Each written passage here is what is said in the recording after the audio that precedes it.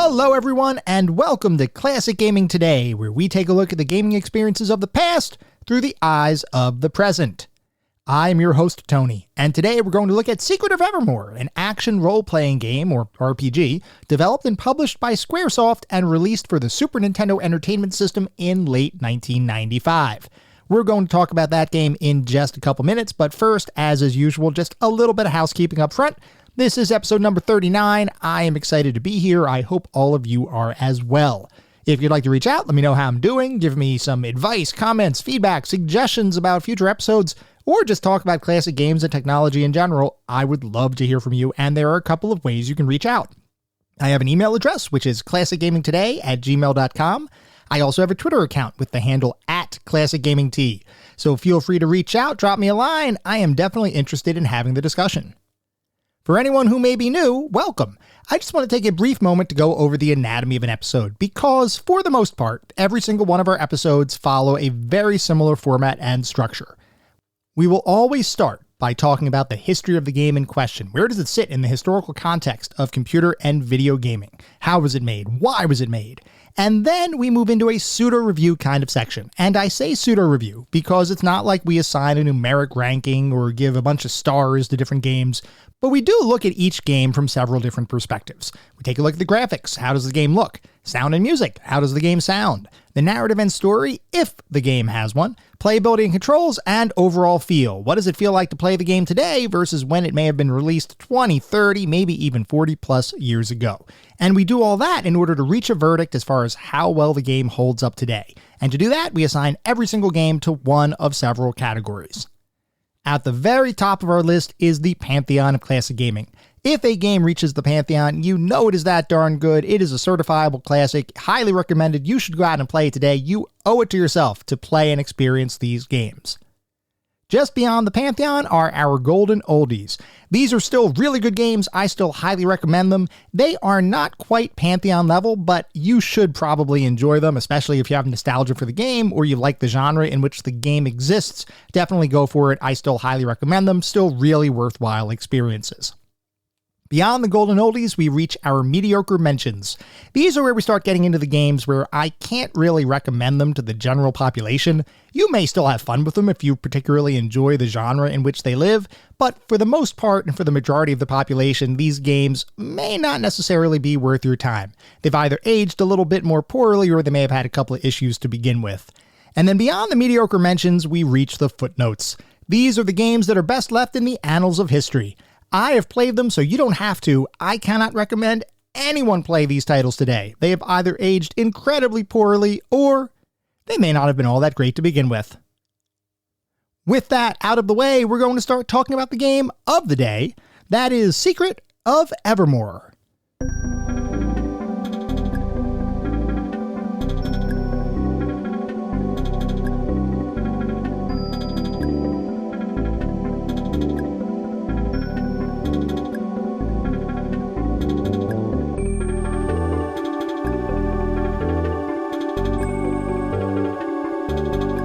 Secret of Evermore is an action role-playing game developed and published by Square and released for the Super Nintendo Entertainment System in late 1995.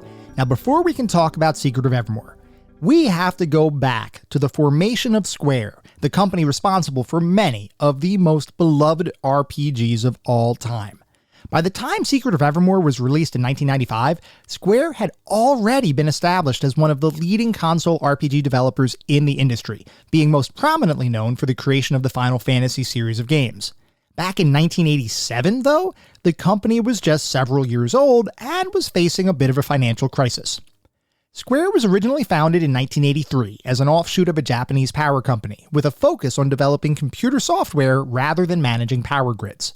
The leader of the company, Masafumi Miyamoto, further refined the company's focus and decided that rather than simply working on computer software, the team would focus on the development of software for the video game market, driven primarily by the fact that the video game industry had been booming up to that point, though, interestingly, it would crash shortly after the founding of the company. Despite that setback, Square as a company began developing games, focusing first on the Japanese computer market, with various action titles released for the NEC PC-8801, which is sometimes referred to as the PC-88. That was one of the major Japanese computer models of the time. And Square developed games almost exclusively for a variety of computer platforms until around 1985, when they entered into a deal with video game console manufacturer Nintendo to develop games for their recently released 8-bit Famicom system. The thought there was, the computer market, while interesting and dynamic, wasn't really stable, at least insofar as there were always changes being made to the various hardware, software, and peripherals that users would have access to. For a small company like Square, keeping up with that pace of change was proving to be challenging. So they figured moving to the home console market with hardware that is effectively unchanging for a given system would provide a degree of stability that their prior efforts had been lacking. While that assertion would be proven accurate, and Square did release a number of titles in 1985 and 1986 for the Famicom, those titles ended up only having moderate success, eventually causing Square to begin struggling financially. In fact, some sources state that the situation was so grim that if Square couldn't figure out a way to release a true hit game, they might have to go out of business. To hopefully avoid that potential outcome, company founder Miyamoto called an emergency meeting with Square's executive leadership team, which consisted of 4 directors across the company. Those individuals were to come forward with various game proposals that the rest of the team would vote on, with the hope that a sort of democratized collaboration session would result in a more successful venture than their previous efforts had resulted in. The end result of that summit would be the creation of Final Fantasy, based on a proposal by Hironobu Sakaguchi to create a console RPG similar to Dragon Quest, which had been a title released by rival company Enix earlier in 1986. Final Fantasy would release in 1987, and would become the role-playing series that not only saved Square as a company, but also launched Square as a major force in the video game industry. Final Fantasy itself would spawn a number of sequels, spin-offs, movies, musical concerts, and various other cross-media promotions, while also allowing the team to begin focusing and developing other titles that might also appeal to the gaming community. While Final Fantasy would be the game that saved Square, that's not to say that there weren't other development efforts underway at the company. One of those titles was a game entitled Seiken Densetsu, proposed by game designer Koichi Ishii as an absolutely massive, at least for the time, title involving both action and role-playing elements for the Famicom Disk System. With initial planning beginning in 1987, around the same time Final Fantasy was being developed, the thought was that this title could potentially be yet another answer to the financial hardships that Square had been facing, and the company was so confident that the title would be successful that pre-orders for the title opened up before a single piece of code had been written for the game. Unfortunately, that title proved to be just a bit too ambitious for the time, and the company decided to cancel the title and refund all pre-orders, instead directing gamers to buy Final Fantasy instead. With his idea shelved, Koichi Ishii went off to work on the Final Fantasy series, and the fact is, Square as a company would pretty much focus the majority of their efforts on Final Fantasy in the years that would follow, with Final Fantasy II releasing in 1988 and Final Fantasy III coming out a couple years later in 1990. That series was quickly shaping up to be an incredibly successful venture for the company, and in early 1991, talks were underway to determine how to expand its reach even further beyond what had become the traditional definition of a console RPG. We've talked about console RPGs, and more specifically Japanese role-playing games, or JRPGs, before, but just to provide a bit of a refresher, when we talk about JRPGs, we're talking about games that typically have turn-based combat with a number of different weapons, armor pieces, and spells that can be acquired over the course of playing the game.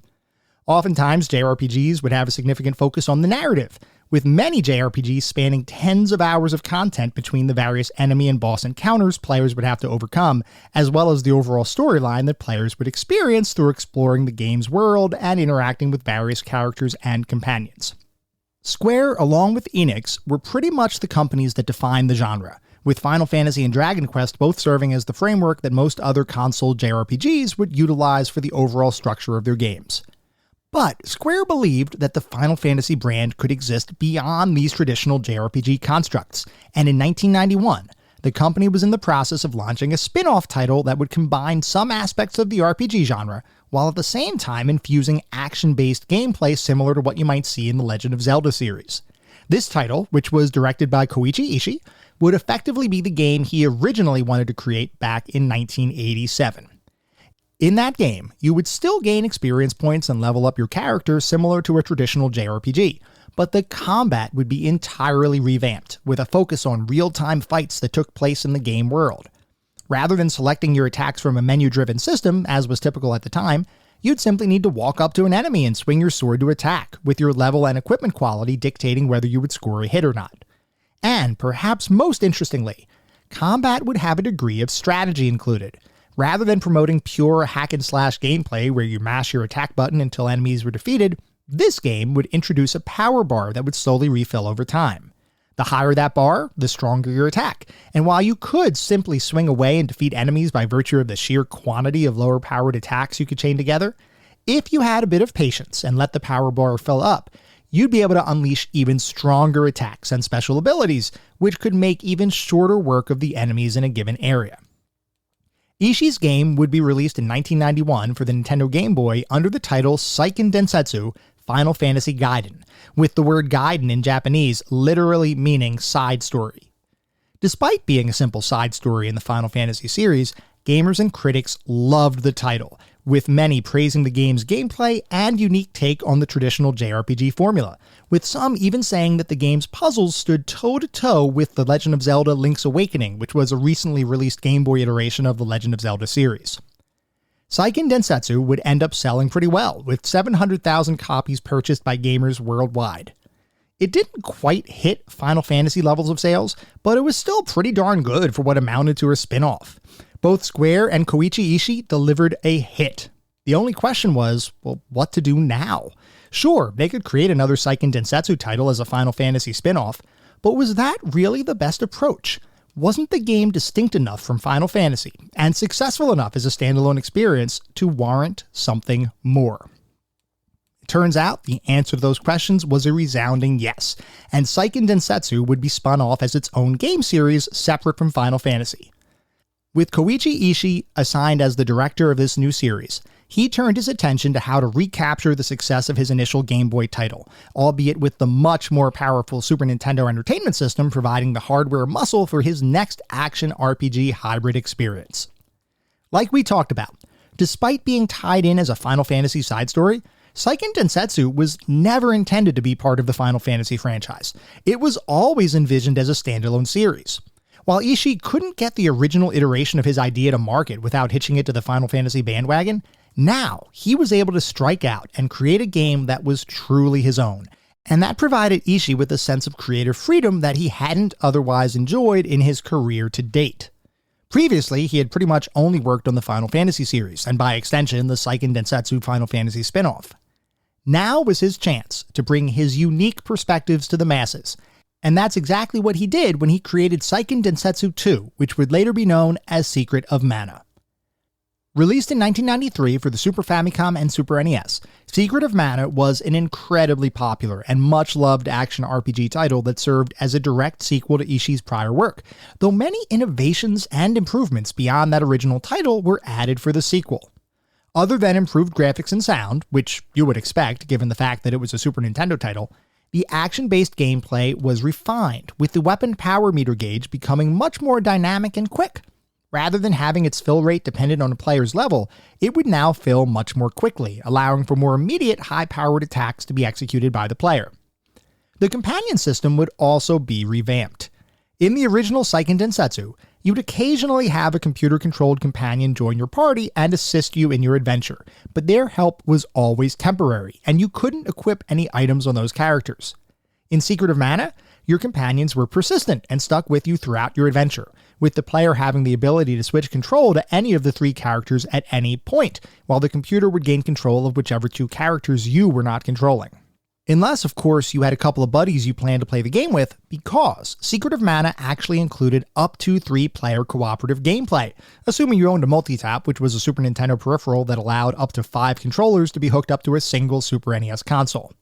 The idea of a cooperative RPG experience on a console was absolutely unheard of at the time, and I honestly don't know of any other similar games that had been released up to that point. If there were, please let me know, but I can't think of any. The overall interface for interacting with the game world would also receive an upgrade, not just over the original Seiken Densetsu, but also in relation to common console RPG conventions of the time. In most RPGs, taking an action, whether that's using an item, equipping a weapon or armor piece, or casting a spell, or even managing your party members, requires navigating a series of menus, with certain options leading to even more nested menus until finally you navigate to the piece of the interface that allows you to take the action you intended to take. This was a pretty common staple of a lot of RPGs of the time, but it can also take some getting used to if you're not familiar with how to navigate that menu kind of structure. Secret of Mana attempted to improve that experience and streamline the act of taking actions with a new way of interacting with the game called the Ring interface, where rather than navigate a series of nested text menu options in a separate screen, you could at any time bring up a ring over your character that represented the various actions you could take. Navigating the various options involved simply circling around the ring or pressing up and down on your control pad to switch to different rings, all while you remained in the game world, albeit paused. It was designed to make these typically text-based interactions much more dynamic, as well as improve the speed of the overall experience, which, given its focus as an action RPG as opposed to a traditional turn-based affair, fit right in line with the gameplay loop of the rest of the title. Those weren't even all the innovations planned for the title, because Secret of Mana was originally being developed as a game for the Super Nintendo CD-ROM add-on peripheral that Sony and Nintendo had been working on. The original vision for the game was nearly double in size and included multiple story paths and endings, but with the decision to not make a CD-ROM peripheral, those plans had to be altered to fit within the constraints of a typical Super Nintendo cartridge. Interestingly, many of the concepts and mechanics that were cut from Secret of Mana ended up making their way to another Square RPG, Chrono Trigger, and if you want to learn more about the whole Sony Nintendo CD-ROM failure, or Chrono Trigger itself, I would encourage you to check out our episodes on Hotel Mario and Chrono Trigger respectively, as we dive pretty deep into both of those topics. Anyway, despite the fact that the final version of Secret of Mana was pretty significantly shrunk from Ishii's original vision, upon the game's release, it would receive widespread acclaim across both the critical and gaming community, with many players believing the title was an instant classic, and critics praising the gameplay innovations, graphics, music, and overall quality of the title. It sold out its initial production run in just a couple days, and shortly after release, gamers around the world were clamoring for a sequel. They wanted more Secret of Mana. At this point, it probably makes sense to take a step back and talk about the way Square and other companies go through the process of releasing a game to the worldwide market, because it's not just a simple matter of translate a bunch of text and ship those translated games out. I mean, sometimes companies do that, but that kind of surface-level approach doesn't really work when you're talking about the complex narratives that are typically included in a traditional console RPG. No, the process of localizing these titles for worldwide distribution is oftentimes much more complex. Square, as we've discussed, is a Japanese game development company, and many of their titles have been designed and developed by Japanese game developers. In many of those titles, the individuals creating the title will include influences from their personal experiences, which in this case would be Japanese culture. Things like folklore, common phrases and expressions, popular topics or figures in the public spotlight, even what's considered funny. All kinds of things make up a country's culture, and oftentimes those cultural influences would make their way into the games a given development company would create. If a company's goal was to simply release a title in their home geographic market, that'd be fine, but Square's releases were always intended to be enjoyed by gamers around the world.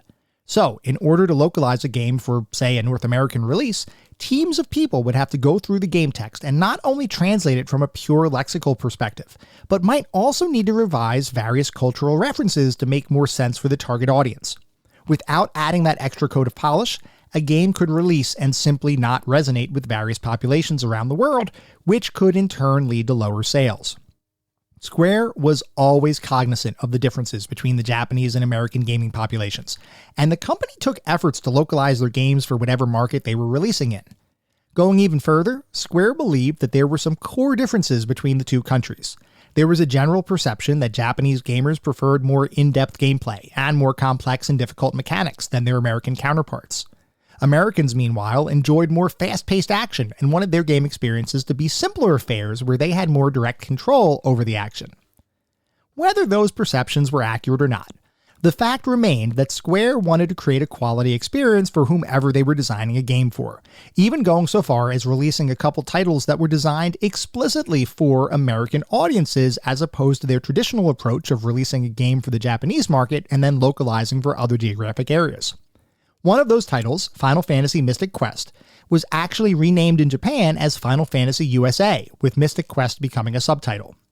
Square wanted their Japanese consumers to know this was a game designed for the American market. And that's not to say that gamers in America didn't enjoy the distinctly Japanese flavor that many Square RPGs were designed with. In fact, I would argue that Square attained a level of popularity and acclaim in North America that was at least in part because it was different and distinct than what most Americans were used to. Square's games offered a glimpse into a culture that not many Americans had direct exposure to, and it was a breath of fresh air. As you might imagine, Americans, as well as others around the world, always had high anticipation for future Square releases, and with news that a Secret of Mana sequel was in development, there was palpable excitement around what many assumed would be yet another Square masterpiece. While Koichi Ishii and the team were hard at work on Seiken Densetsu 3, the game that would become the sequel to Secret of Mana, Square was in the process of expanding its company footprint across the world. We just talked about prior efforts made by Square to both localize and design games for various audiences, and one of the company's biggest groups of consumers outside of Japan was North America. In the past, any Square titles released for the North American market had still been designed and developed by the Japanese team.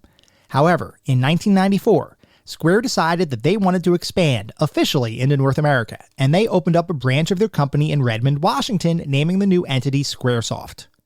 Squaresoft, unlike parent company Square, was to focus on creating titles that had a decidedly American flair, meaning, rather than taking Japanese-developed titles and localizing them for the American market, Squaresoft would develop games from a more American perspective, the thought being that this would allow even greater sales in the region. While Square titles were popular all over the world, the majority of their sales had historically come from the Japanese markets, and despite the acclaim that their titles typically received, they felt that there was an opportunity to improve their presence overseas. Squaresoft was going to be their first step in making that goal a reality. With the American Squaresoft founded, discussions began on what their first title should be, and even though the company was going to be designing made-for-America kinds of experiences, they still took primary direction from their parent company, with the initial concept for the game coming directly from Square's headquarters in Japan.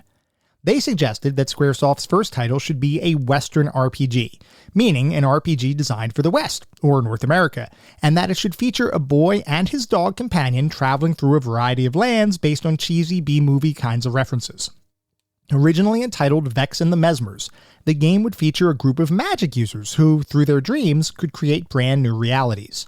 One day, a member of their group, Vex, begins corrupting these dream worlds, and it becomes the responsibility of the player to explore the various dreamscapes, remove Vex's corruption, and ultimately defeat Vex once and for all. While the team thought the concept sounded great, the individual elements of the game just were not coming together, and eventually, while the game was still early in development, the team decided that they needed to go back to the drawing board.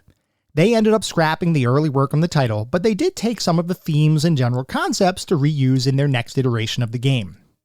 While brainstorming that next version, associate producer George Sinfield decided to hold a contest whereby other members of the team could submit their ideas for what to name the new game, with Jeremy Soule, the game's composer, eventually winning the contest. That submission would mark the birth of the team's new game, Evermore. With a new title in place, work on Evermore began in earnest. The direction coming from Square in Japan was that they wanted the title to feel similar to Secret of Mana, thinking that the more action-oriented gameplay would appeal to the North American market more than Square's traditional turn-based RPG mechanics. So the team set off to create their title using Secret of Mana as a foundation, with lead programmer Brian Fedrow beginning to work on the underlying gameplay systems that would form the framework for the new game. Fedrow had been a long-time gamer, and he was a huge fan of Secret of Mana, believing that its gameplay was superior to other Square RPGs like the Final Fantasy series, so tasking him with creating a game in a similar style seemed like a perfect fit. There was only one issue. As Fedrow and the team began trying to iterate on the Secret of Mana formula, it became clear that the original title was designed so well that there wasn't much room to evolve the core gameplay. The original goal was to make Evermore as though it was inspired by Secret of Mana, stylistically similar, but with its own unique interface and gameplay mechanics. Over the course of the title's development, what ended up happening is that Evermore would inherit directly many of the same exact mechanics and interface elements from Secret of Mana, effectively getting the same fighting system, ring-based menu interface, weapon leveling process, and various other core mechanics that made the game feel almost like a sequel to Secret of Mana using the same engine as the title. Now, that's not to say that the team didn't include any original gameplay elements. In fact, the team took a pretty significant departure from Secret of Mana with the creation of the game's alchemy system, which was effectively the way magic spells could be used in the game. Rather than having your magic usage based on the concept of traditional magic points, the alchemy system would instead use various ingredients found and purchased throughout the game's world, with recipes able to be learned from characters, treasure chests, or sometimes simply exploring the environment. We're going to talk more about my thoughts on the alchemy system in a little bit, but the fact is, it was definitely a different kind of magic mechanic than what had come before. To the team's credit, the reality of the situation is that while Evermore would inherit a large number of Secret of Mana's gameplay mechanics, it was not in fact using the same engine. Fedrau and the team ended up recreating all of those game elements themselves from scratch, without the use of any pre-existing code, engines, or assets. In fact, Fedrau even created a brand new toolset to assist designers in the creation of the game. Named Sage, which stood for Square's Amazing Graphical Editor, designers and artists could make changes and see their work directly in the game without needing a separate programmer to intervene, which drove to streamline the overall creation of the title. With the core gameplay mechanics coming into focus, attention turned once again to the game's story, which preserved the original concept of a boy and his dog being the main characters of the game. But instead of traversing a bunch of corrupt dream worlds, the game would involve being transported to an alternate dimension called Evermore, whereby the various lands of the world were created based on the thoughts of its inhabitants. These lands would similarly have a corrupting influence begin to invade them, and it would once again be the player's job to rid the world of this corruption. The team interspersed a number of American-style pop culture references throughout the experience, and designed the humor in the game to appeal to a decidedly American audience. The original concept of exploring a bunch of lands based on cheesy B-movies would evolve into a more passive kind of reference, where the player's character would instead be a fan of those kinds of films and would at various points throughout the story compare his current predicament to various fictional situations encountered in those movies. The task of creating the music for the title would fall to Jeremy Soule, who is one of the more well-known composers for computer and video game music, with perhaps his biggest claim to fame being his work on the Elder Scrolls Skyrim. Back in the early 90s, though, Soule was simply a high school student with a love of video games and a desire to make music. While he enjoyed the act of playing games, he believed most titles were lacking in the musical department, with not enough drama or intensity. He believed he could do better, so he sent in a demo tape to Squaresoft, which apparently was good enough to be hired and assigned to work on Evermore. This would be the first video game Soule composed for, and it would include both music and ambient sounds designed to enhance immersion as players explored various environments. It was a definite departure from the traditional JRPG style that Square had been known for, but given the goal of creating a more Western-influenced game, it seemed like Soule's divergent style would fit well. Eventually, all of the various elements of the title would begin coming together, with the game rapidly approaching its release date. As is typically the case, when a game approaches its release date, marketing goes into full swing, with various advertisements, commercials, and other promotional materials being developed to help sell the upcoming title. When the marketing department took a look at Evermore, they saw a refined console RPG experience that bore a striking resemblance to Secret of Mana, which, like we've talked about, was by design. Thinking that a closer association with that title might drive additional sales, the marketing department decided to rename the game to Secret of Evermore, which is how the game would eventually be known when it finally released to the gaming world in late 1995. Upon its release, Secret of Evermore would receive a positive critical response, with many media outlets praising the game's graphics, music, and Secret of Mana-esque gameplay. Players, however, were just a little confused, and in some cases even angry. Now, as we discussed, Secret of Mana was a much beloved release, and the gaming community at large knew that a sequel was in development. Many gamers were anxiously awaiting that sequel, so when the similarly titled and similarly styled Secret of Evermore was released, a lot of people expected that this would be Secret of Mana 2. When they discovered that the game wasn't, in fact, part of the Mana series, there was a decidedly negative sentiment that a good portion of the gaming community began to foster. The thought was, Secret of Evermore was a pale imitation to what they believed Secret of Mana 2 would be, and they blamed Evermore as the reason why Mana 2 wouldn't be released in North America. In reality, the development of Secret of Evermore had absolutely no impact on Secret of Mana 2 remaining unreleased in North America. The team behind Evermore was established solely for the purpose of creating that title, and the true reason as to why Secret of Mana 2 never made it to North America, at least back in the 90s, is that the game contained a number of software bugs that made localization a costly and difficult challenge. So, Square decided to keep Secret of Mana 2 a Japanese exclusive, assuming that North American players would be content with Secret of Evermore. Regardless, the fact remains that gamers did not welcome Secret of Evermore with open arms at the time of its release, and it wouldn't be until years later that retrospective analysis would bring the game back into the spotlight. So much so that today, many people consider Secret of Evermore to be one of those hidden gems that, while not celebrated broadly, should still be experienced at some point in everyone's gaming careers. The argument is that Evermore, while a good game, was overshadowed by the sheer brilliance of Square's other efforts, and that if one were to look at Secret of Evermore as a standalone experience, gamers would find a lot to like. In the years following its release, Secret of Evermore would never receive any sort of official sequel or follow-up, though various fan-made patches would be created to help enhance the overall game experience, with the most influential one being an add-on that allows the game to have multiplayer similar to Secret of Mana. While I don't know that we'll ever see Square revisit Secret of Evermore in any official capacity, it is good to know that dedicated fans are still out there, making the experience even more fun for gamers who may be interested in the title. Suffice it to say, Secret of Evermore is a game that should be remembered, even if only for the unique place in which it sits in gaming history.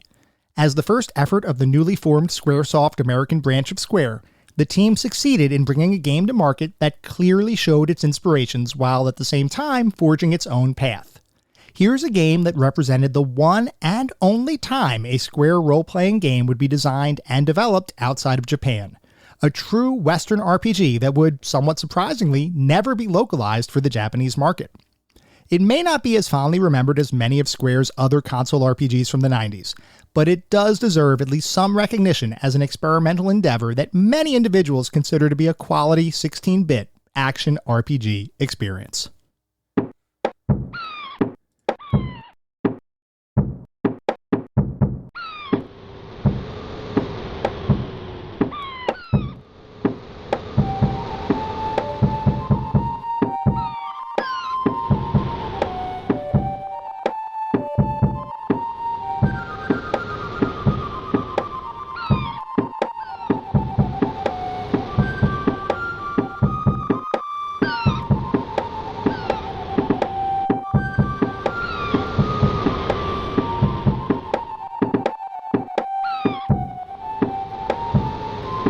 We are now going to shift to start talking about what it feels like to play Secret of Evermore today versus when it was released almost 30 years ago.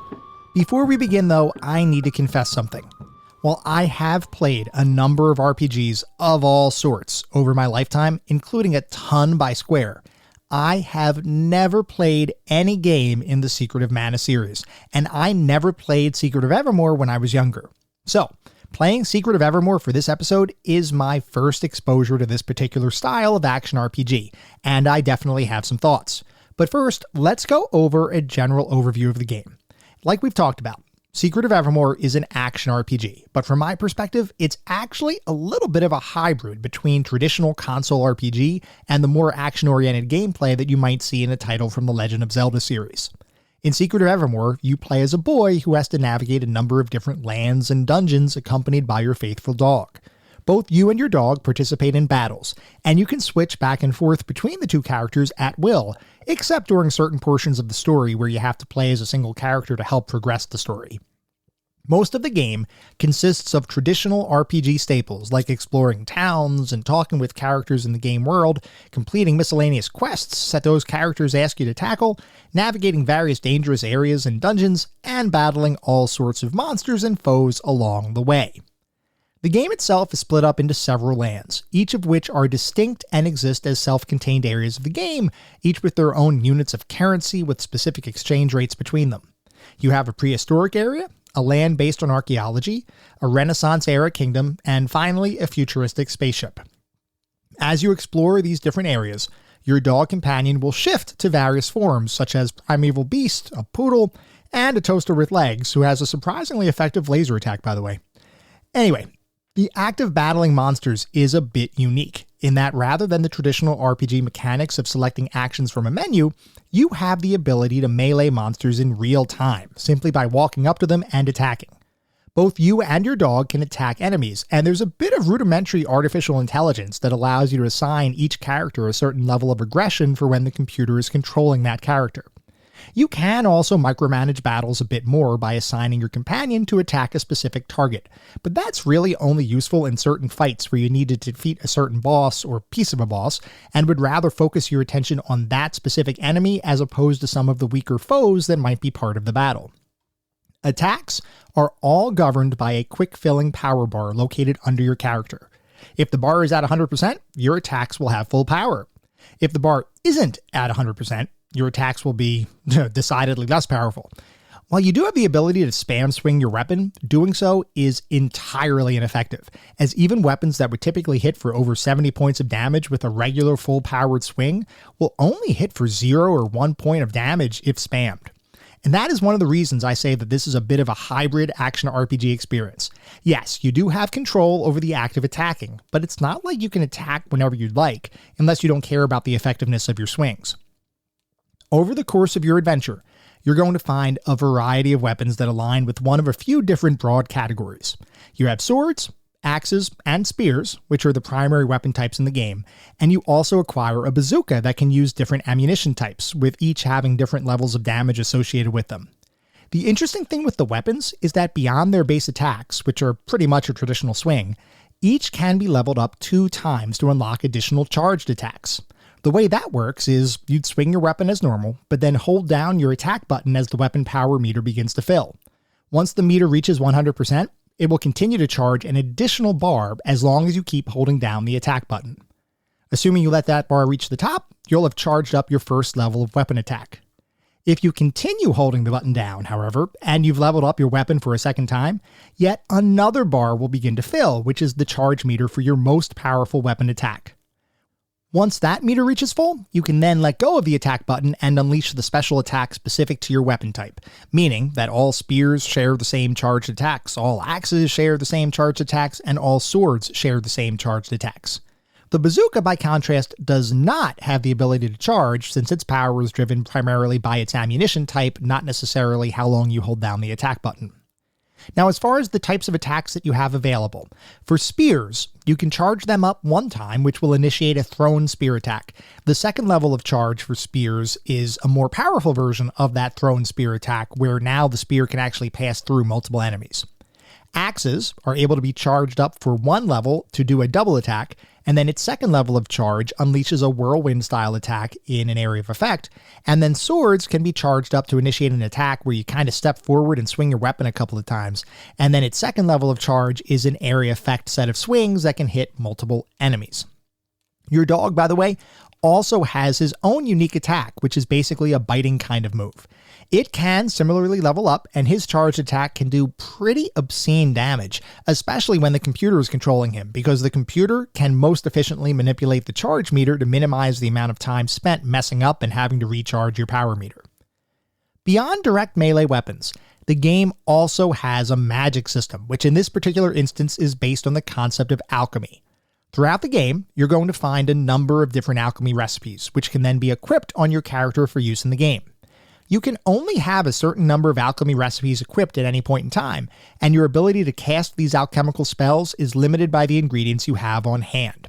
These ingredients can be found throughout the game world, either in chests, some of them can be purchased at merchants, and others can be sniffed out by your dog to pick up. Your dog can actually sniff around the environment that will then notify you to where there might be a spot that you can search and try to pick up an alchemical ingredient. And I say try because, boy, that hit detection for those searches is a little wonky. Anyway, different recipes require different amounts of ingredients to cast, and some ingredients are only indigenous to specific lands in the games. There are some situations where you're going to be low on ingredients for certain recipes, and getting additional ingredients will not be a simple matter of going to the nearest merchant. so it's always prudent to stock up on materials as much as possible whenever the opportunity presents itself. Alchemy recipes run the gamut from traditional offensive spells like Fireball to restorative spells like Heal and Revive to buffs like Defense and Energize. There are a ton of recipes to be found, and each of them serves a different purpose. Similar to weapons, alchemy recipes can level up through use with a maximum level of 9 per spell. Grinding those levels out for certain commonly used spells like Heal can be really helpful, assuming you can find a ready supply of the required ingredients nearby. There's also a rudimentary equipment system included in the game with several different slots that you can equip with armor for the boy and a collar slot for your dog companion.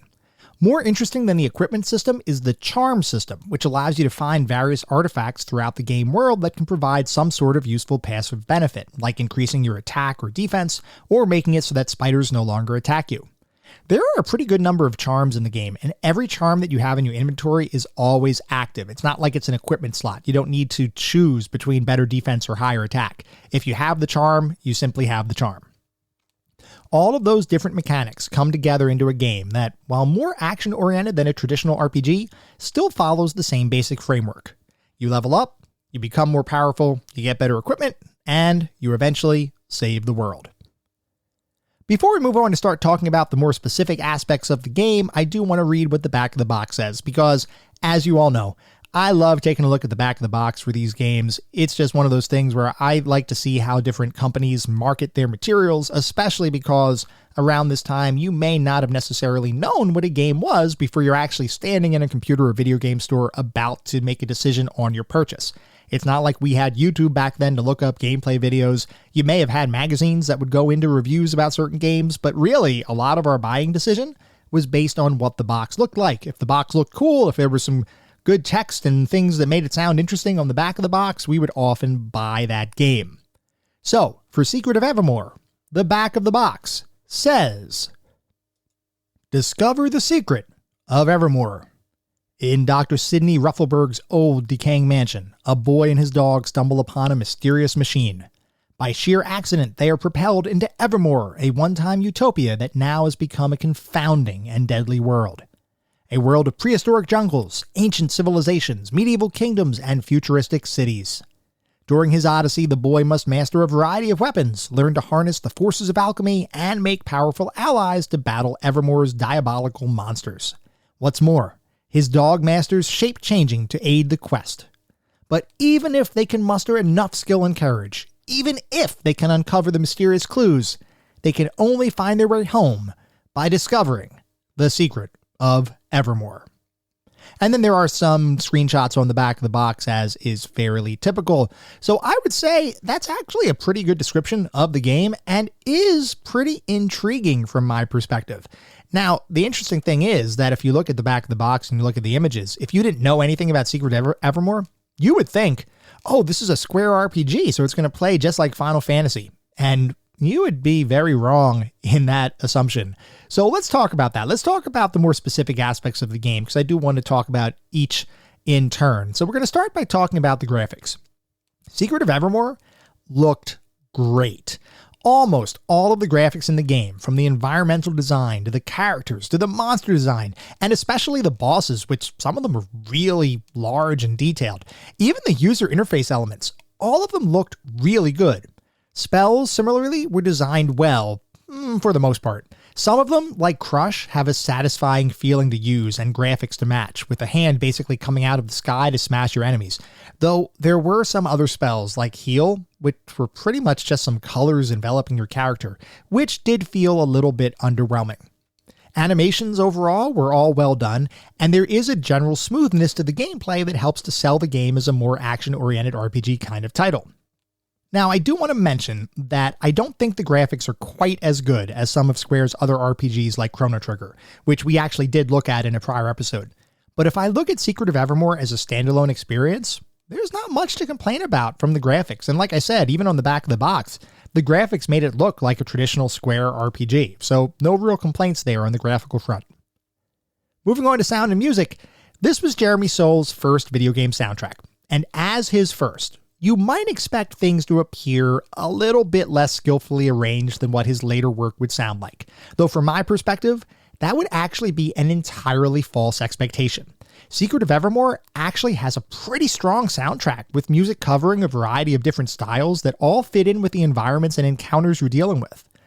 Whenever the soundtrack has an opportunity to play actual musical compositions, it sounds great. Though I do have to mention that I wasn't quite as big of a fan of the more ambient sound kinds of tracks. There are some areas where when you walk around, all you hear are environmental sounds like birds cawing. And for me, I simply began to think, is the music not playing for some reason? Now listen, I'm totally on board with scenes that don't have music, either for a dramatic reason or because stylistically it just doesn't fit in with the scene. But with Secret of Evermore, the decision for when music plays versus when simple sound effects play just seems a little random. I'm sure the designers and Jeremy Soule had a reason behind why they did what they did, but from my perspective, I don't know that it worked in all instances. Now, it is a testament, though, to how much I enjoyed the music that I wished there was more of it. It's not like there's an issue with the tracks that were included. It's just that I wanted to hear of it in more times in the game. I wanted to hear more. It just wasn't there as much as I would have liked, at least not across every area of the game. Beyond the music, sound effects were fine. I mean, nothing really to talk about there. They existed, they sounded fine, but I don't think there's anything I'd single out as being particularly memorable, other than the fact that sound effects were sometimes used completely in lieu of music in certain scenes, like we were just talking about. Moving on to the narrative and story, the game begins with a short cutscene showing a laboratory experiment from 1965 that very obviously goes very wrong. Fast forward around 30 years and we arrive in the present time, at least as far as this game's concerned, where a boy and his faithful pooch companion from Podunk, USA are just leaving a movie theater after watching a cheesy B-movie classic, The Lost Adventures of Vex. On your way home from the theater, you come across a cat, and dogs being dogs, this sets off a chase with your pooch going after the kitty and eventually running into an old, dilapidated mansion. You go in to try to find your pet and stumble across some interesting-looking machinery. As you approach the machine, your puppy returns to the scene and begins chewing on some wires, which activates a portal to Evermore, an alternate dimensional land where the world itself is influenced by the thoughts and desires of those who live there. You set off on a journey to discover what's going on in Evermore with the hopes that by helping those who live there, you might eventually find your way home. Story-wise, this felt fine. Certainly not quite as epic as some other Square RPGs, but within the context of a more action-oriented game, it mostly works. Though I do want to call attention to a couple of specific areas where I thought that the game faltered just a bit. For one, and we've talked about this before, the game was intended to be a more westernized version of a console RPG, with various references and humor designed to appeal more to a Western audience. The thing is, the attempts at humor in the game just don't always work. There were a couple moments where I thought, okay, that was kind of funny. But for the most part, a lot of the humor was almost a caricature rather than being actually funny. As an example, the boy being from Podunk, USA. Come on, really? I mean, I felt like the designer could do better. It just didn't feel like it was truly humorous. And the designers do, in fact, do better at different points in the story. I especially like the various references to the different fake B-movies that the boy mentions throughout the game.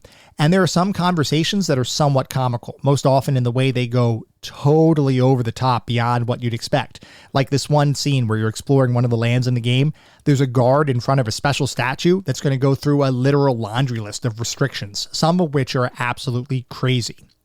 I also enjoyed the various forms that your dog companion would take in the different lands, with Toaster Puppy probably being my favorite. Beyond the humor, the overall story itself was simply a bit more linear than I would have liked. There weren't really any side quests to allow someone to learn more about the lore of the world. You were pretty much on a singular quest with a singular goal, and while you'd sometimes have to complete a number of subtasks in order to progress in the game, there really wasn't anything off the beaten path for you to discover, at least in terms of story and world building. This might just be an expectation thing given Square's pedigree, but it is something that I noticed. Otherwise, it's not like the story is bad, it's just that I feel like it could have been better. Moving on to the playability and controls, generally speaking, this controls pretty much as you would expect, with movement being handled by your D-pad and various actions being mapped to your controller buttons. You can swing your weapon, you can bring up the game's ring menu system for either you or your dog companion, or you can run once you unlock the charm that enables the capability. As you navigate the game's world, you can talk to various characters, interact with various objects, and open various chests, acquiring equipment and materials along the way.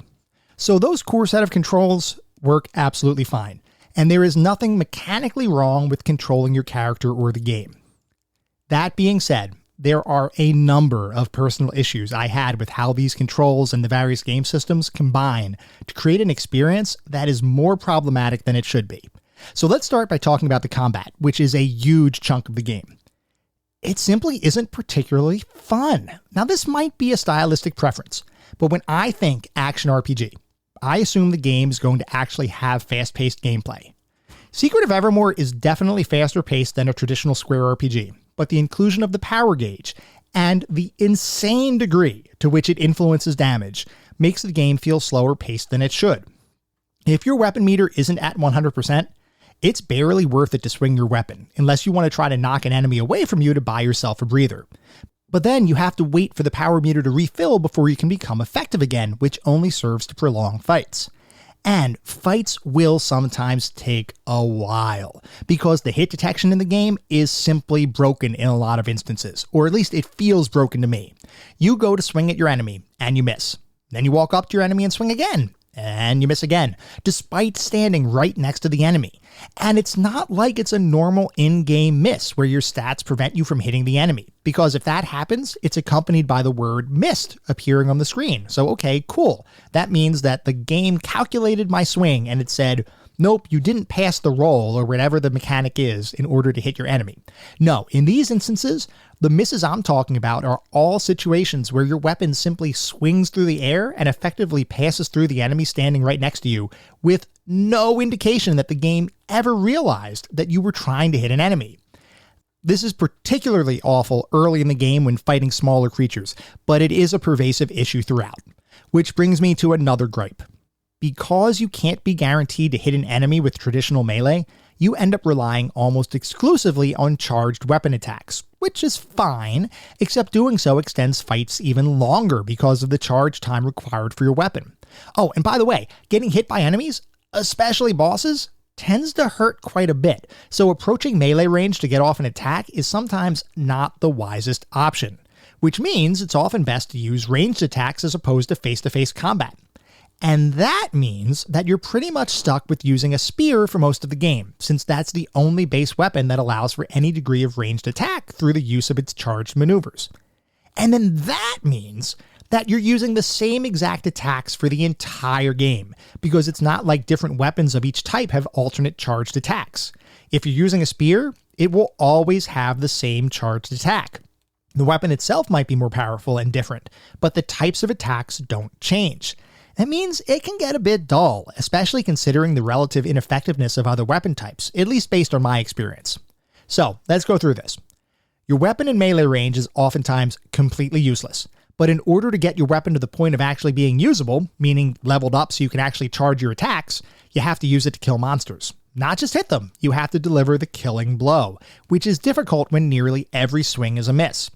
So you end up going to the easiest possible area you can, grinding out a couple hundred kills on random trash mobs until you can get to the point of actually being able to play the game again. So you might say, okay, melee isn't great. Let's just use alchemy. And you know what? That's actually a great idea because alchemy can be totally overpowered. The thing is, when you first get a new recipe, it's so woefully underpowered that you have to pretty much go through the same rigmarole as you do with weapons. You find some easy mobs, you use your recipe a bunch, and you level it up until it becomes effective. The issue here is that you need ingredients in order to cast those alchemy spells, and those ingredients are in short supply. So the only real way to grind alchemy levels is to find an alchemy merchant with ingredients that map to the spells you want to level up. You go buy a bunch of those ingredients, you go out and cast the spell a bunch, and then go back to replenish your inventory. Now listen. I am not opposed to grinding in games, and I think the act of gaining levels to become more powerful is actually a very addictive gameplay loop. But in this game, the sheer number of interacting gameplay mechanics, along with some irritating game design, makes it so that it feels like in order to be at all effective, you need to grind. It's not an optional, I'm having difficulty with this one boss, so I need to get stronger kind of thing. It's, I want to play the game, so I need to grind 3 different things to simply be effective. It all detracts from the pace of the gameplay, and I am not a fan. Now, this is exacerbated even more by certain encounters that almost require you to have leveled up certain skills. Otherwise, you'll literally be unable to continue. This is particularly egregious at one particularly tough late boss in the game, where it is impossible to hit them without using ranged attacks. If you're not a spear user and you haven't leveled your offensive alchemy, just die. You just have to go die, go grind, and come back later. Now, even here, this isn't one of those go get stronger kinds of situations. It's not like you even have an option. If you don't have ranged attacks available, you simply cannot progress. So, the active combat, from my perspective, just isn't great. Luckily, your computer-controlled companion is a much better fighter than you, and that'll help you progress throughout the game. But I really hated having to rely on my companion. They should be a complement rather than the thing carrying you, which is especially prevalent early in the game where your dog is just overpowered and you are a weakling by comparison. All that being said, I do think there's some goodness here. The ring menu system, stolen directly from Secret of Mana, is an innovative way to manage your inventory, spells, and pretty much all that stuff.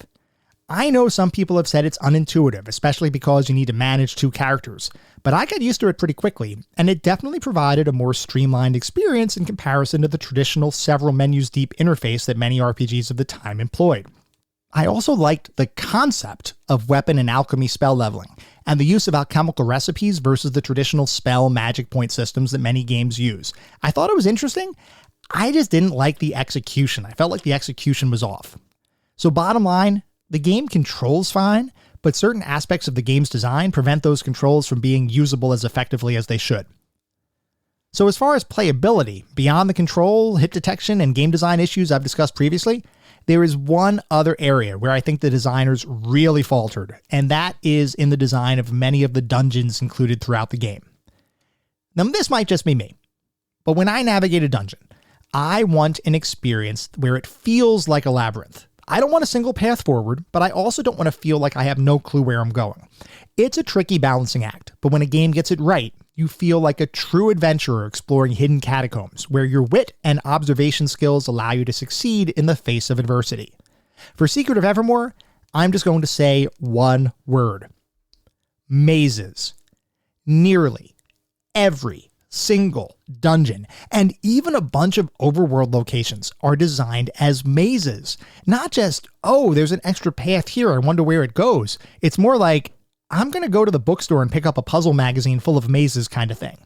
The sheer number of maze-like designs included in the game borders on the comical. It got to the point where as soon as I'd enter a new fighting zone, I'd think, oh great, maze. Sometimes I even thought, amazing, but puns don't work nearly well when you're simply thinking about them versus saying them out loud. So I'll simply leave you with this. Secret of Evermore and its dungeon design is simply amazing. Get it?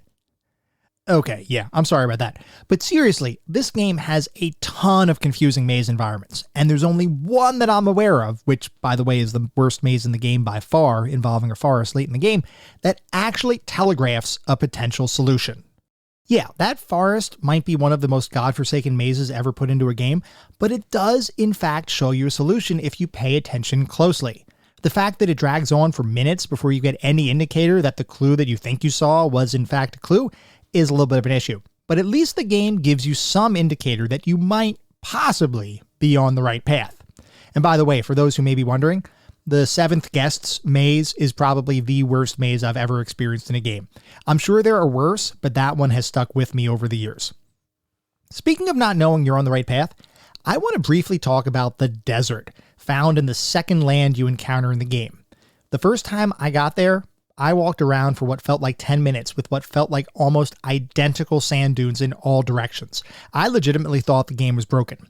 Once I realized that I simply had to walk in a single specific direction for an extended period of time, it did get better. And on one hand, I can commend the designers for adding a zone into the game that correctly captures what it must feel like to walk across the Sahara, which is to say, tedious and not fun. On the other hand, though, I simply hated the area, and as soon as I was able to acquire an item that let me effectively skip that zone, I did so. So overall, how did it feel to play the game? I have a serious love-hate relationship going on with Secret of Evermore. For large portions of the game, I kept wondering, Why? Why did they design this part like this? Why is the melee combat so unsatisfying? Why am I in yet another maze? But then there are other portions where I think, oh, well, that's pretty cool, or ooh, interesting fight, or hey, that music is really evocative. And then I get pulled into the game again and I want to play more, only to be disappointed again as soon as I hit the next dungeon maze and think, is it really worth it? Secret of Evermore makes me feel bipolar because I do think there's a lot of good here, but I also think there are a lot of issues. Like I said earlier, I never played Secret of Mana, so I don't know if this is simply a game's overall style and mechanics not jiving with my own personal preferences. I'm kinda curious because from my perspective, the fact that many gamers hold Secret of Evermore in such high regard is a little baffling. Would that same negative feeling apply to Secret of Mana? I honestly don't know. So what is our verdict? Where does Secret of Evermore sit? Did it make it into the Pantheon of Classic Gaming? Well, I want to start by saying, Secret of Evermore has a pretty strong following nowadays, with many people praising its virtues, and some even going so far as to say it's one of the best games of all time. I'm here to tell you that for me, that simply doesn't hold true. I do think there's something here. Something that's almost charming, and I can see a world where I like this game more than I do. The graphics and sound in particular are high quality, and it is definitely a game that looks the part. When I look at how it feels to actually play the game, however, I'm left wanting more, and I think individuals who don't have any particular nostalgia for the title might feel the same way. For those reasons, Secret of Evermore is one of our mediocre mentions. It's got some good stuff going for it, but if it isn't all that fun to play, does it really matter? I really wish I enjoyed it more than I did, because Secret of Mana has long been on my list of games to play. But now, I'm fearful that I'm going to have the same kind of reaction, and part of me thinks it'd be better to let my imagination believe it's a classic versus potentially being proven otherwise. I'll probably play it at some point, despite how I feel about Secret of Evermore. Your mileage may vary here, and I fully recognize this might just be a personal preference. But from my perspective, I don't see a need for anyone to really play Secret of Evermore, unless you have a deep curiosity about the game. It's not totally without merit, but with so many other options available, I cannot recommend anyone seek out this particular piece of mediocrity.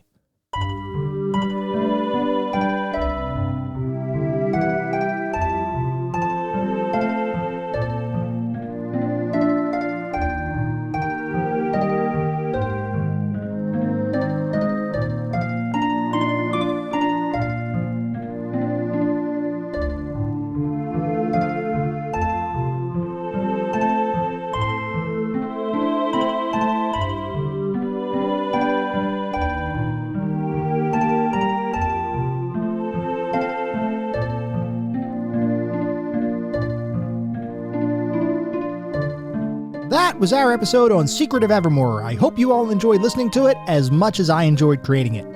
If you'd like to reach out, let me know how I'm doing, provide comments, feedback, suggestions, or just talk about classic games and classic technology in general, I would love to hear from you, and there are a couple of ways you could reach out. I do have an email address, which is classicgamingtoday@gmail.com, and I also have a Twitter account with the handle @classicgamingt. So if anybody feels inclined to reach out, have a discussion, I am more than interested in hearing what you all think. Before we sign off for the week, I do want to mention that our next episode is going to be focused on the point-and-click adventure game Blade Runner, so feel free to write in if you have any particularly fond or not-so-fond memories of that experience. At the same time, I recognize you're likely listening to this on any number of podcast engines, and it would be great if you wouldn't mind to leave a review on your podcast engine of choice. This is not about bolstering star counts or gathering a bunch of 5-star reviews, though if that happens, awesome, that means we're doing something right. No, what it's really all about is gathering the feedback needed to make sure this is the best possible podcast I can create. The only way to do that is to get feedback from the community. We are getting brand new listeners every single day, which is awesome. I want to make sure we're continuing to hit the mark and that this is the podcast that everybody wants to listen to and really does enjoy. We'll be back in around a week with our next episode focused on Blade Runner. Until then, remember, sometimes the games of the past are just as good, if not better, than the games of today. Goodbye, everyone.